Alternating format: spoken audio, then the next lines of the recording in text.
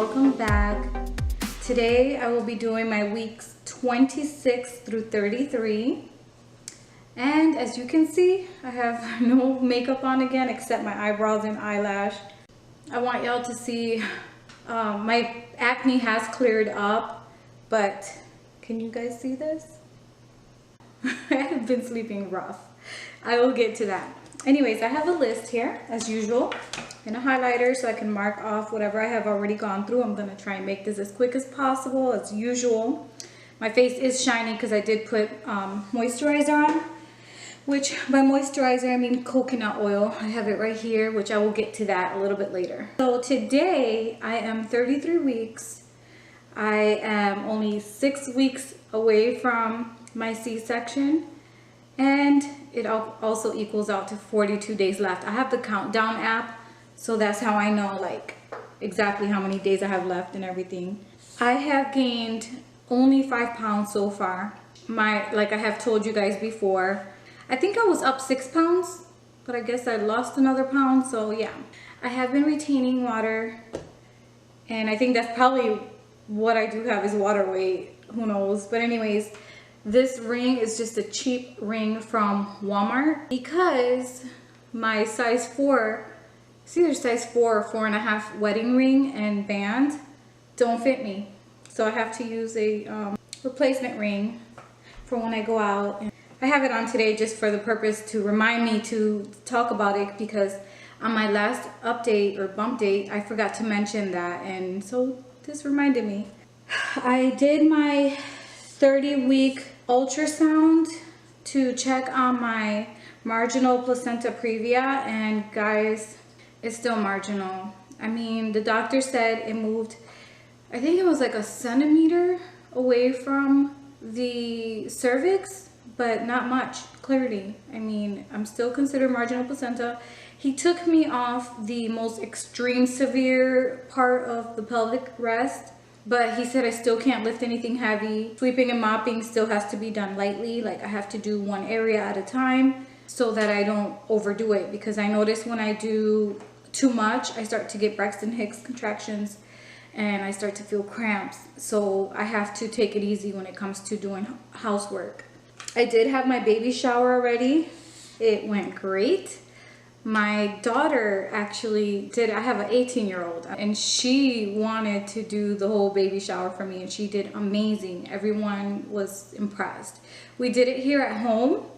My husband took all the sofas, the ottomans, all the big furniture out of the living room, and we put it in a separate room of this house. So we had so much space. Everyone was impressed at like how much room we had inside the house, you know.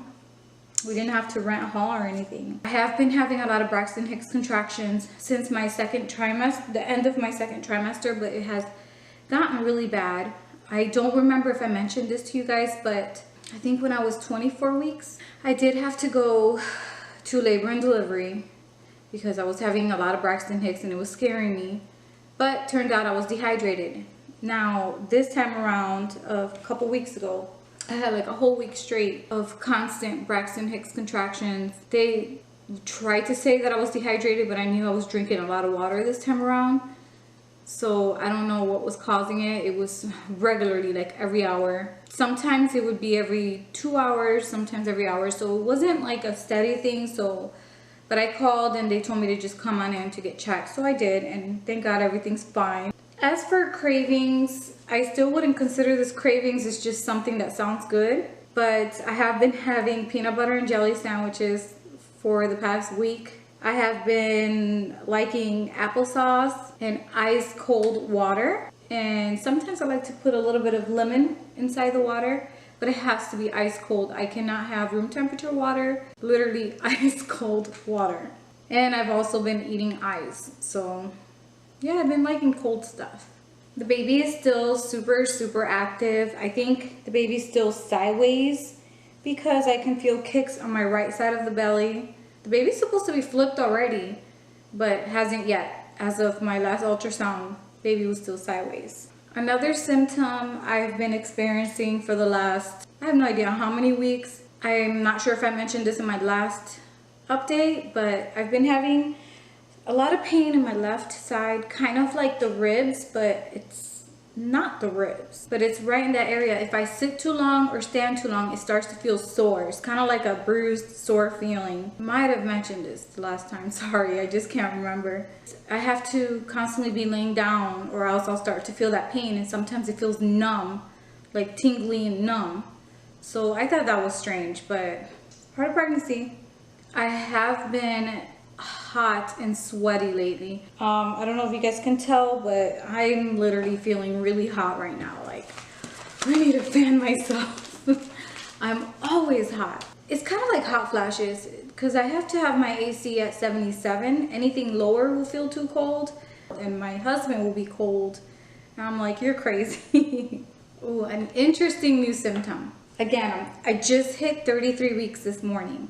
I want to say last night, but it was after midnight. It was probably around 3 in the morning. So I had just hit my 33 weeks. I woke up in the middle of the night and I think my colostrum came in, if that's how you pronounce it. I mean, my boobs were wet. It was like on the nipple area, all my chest. It was all wet, and I looked at the blanket. I grabbed my phone, and because I didn't want to wake up my husband, so I kind of lit my phone. And I checked the blanket, and sure enough, there were little puddle spots on the blanket. So my colostrum came in. I have been worried about that this whole time, even though everyone says not that doesn't mean anything. It doesn't mean that I'm gonna supply a lot or a little. It means nothing, but it came in, which with my other pregnancies, it did come in early in my pregnancy. I want to say between second and third trimester. So the fact that I was 33, going on 33 weeks and still nothing, I was kind of nervous, but yeah, it finally came in. Lately, I have been super, super tired again. I did get a little break in my second trimester, and now I'm just constantly no energy. I get out of breath easier. Like, I can't even, sometimes just walking from here to the room, I get out of breath. And I don't know if it's because I'm not sleeping well at night. I do wake up constantly throughout the night to pee. Like I said last time, it's still going, and I don't think it's gonna stop until the baby gets here. I mean, I'm constantly getting up. So that might be a reason why I'm so tired, because I do take my vitamins. I've had all my blood work done. Everything's great. So I'm not like having an iron deficiency or anything. I'm fine. So I don't know. It's probably just a lack of sleep. I have already washed, well, between my husband and I, we've washed all of the baby's clothes. Everything that we got from the baby shower, everything we got from, family members and stuff that we purchased ourselves. Everything's washed, put away in drawers, put away in the closet. I mean, everything is good to go. The nursery is almost done. I just have to get, things to decorate the walls with, but it's pretty much done. I have not done the hospital bag yet, but I do have a list of the things that I do need to go get to start putting things away. I do have a birth plan list already made. It's on my phone, so I haven't printed it out yet, but I do have it ready. So once we get ink for a printer, I'm gonna go ahead and type it up and print it out so I can have it in my hospital bag. Even though it is a C-section, it is important to have a birth plan if you do have things such as delayed bathing, delayed cord clamping, things like that. If you still have, and of course, if you want to do skin to skin, it is important to have that birth plan list, because if not, the nurses are just going to go ahead and bathe that baby right away, or go ahead and cut the cord right away. So you do want to have a birth plan list, no matter if it's natural or C-section. In my hospital where I will be delivering, they do gentle C-sections. So automatically they're gonna do skin to skin as soon as the baby's born. Yeah, with the gentle C-section, I'm not sure of the full details, but apparently right when the baby's about to come out, they will bring the curtains down, and my husband and I will be able to see the baby come out. So that's really exciting. I didn't get to see my baby come out with my last C-section, so I'm really happy about that. All right, so we have reached the end of the list. Now I'm just gonna quickly go over the things that I'm still using during the pregnancy. I am still using the My Kind Organics by Garden of Life prenatals. I love these. I switched over to another prenatal just to try and save some money. And instantly from the first one I took, I got a headache. I wasn't sure that's what it was. A couple days went by, I was still taking it, still getting headaches. So I realized, let's go back to the store and get the Garden of Life, My Kind Organics prenatals and see if the headaches go away. Sure enough, once I started these prenatals here, the headaches did go away. They are a little more pricey, but it's what my body is okay with. These are the ones I'm taking. As for chapstick, yeah, I've been using the Burt's Bees Organic. It's a vitamin E and peppermint. I love this flavor. I also have this one that came with my tea. I like to get the Celestial Sleepy Time tea. I love that tea. I don't take it every single day. It's just maybe once in a while, once every couple weeks if I'm really like stressed. I looked into it, the ingredients, checked with my doctor. They okayed it. They said that one's fine. This one is called Celestial Sleepy Time Vanilla Lip Balm. It is also 100% organic and it has the label here, USDA organic. So it's safe. I mean, I'm not 100% like everything organic. I don't, but there's some things that I like to, you know, the little bit of things you can switch to organic, the better. So, I mean, like I said, it's not everything that I use is organic. To prevent the stretch marks, I have not seen, knock on wood, yet. I have not yet seen new stretch marks. What I've been doing is I'm still using the shea butter. This one is also 100% natural, USDA certified organic shea butter. This one's by Nourish Organic, good for healthy skin. I was using the Now brand. I ran out and we ended up trying this one out. It's a little more pricier, but just giving it a try. So far I like it. This one was $15.79 for this container, but it does last. All you need is a little bit in the palm of your hand. You warm it up, melt it, and rub it on. And then I like to use, it's an organic coconut oil, also USDA certified. But this one, I will, once I've applied this to my belly area and my breast, I will get some of this and put it in my hand, melt it real good, and I'll also apply it over the belly and breast.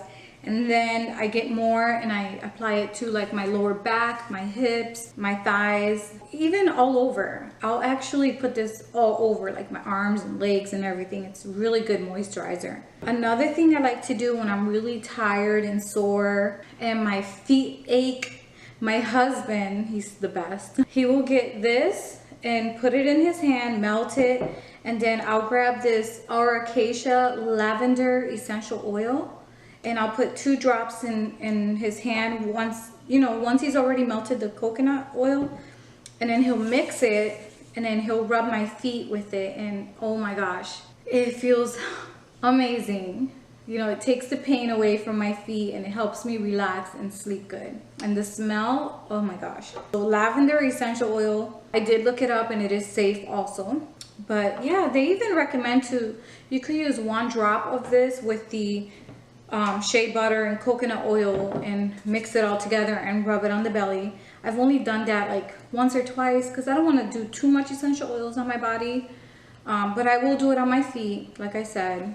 And yeah, that's pretty much the only thing that I regularly do, and I do this religiously, like every single night and most mornings. There's been maybe 1 or 2 mornings a week where I'll forget to rub the shea butter and coconut oil on my belly, but every night right after my shower, as soon as I get out the shower, I rub the shea butter and coconut oil. So far it's working, so I hope, because I already do have stretch marks. My fear is, are they gonna get worse? Am I gonna get new ones? So far nothing's changed. So, and I'm already 8 months, so we'll see. I will let you guys know after I have the baby if the shea butter and coconut oil did work. Alright guys, so that is it for today. I'm excited that I finally got to sit down with you guys and go over this. Yeah, I'll see you guys soon. Love you guys, and now for the belly bump.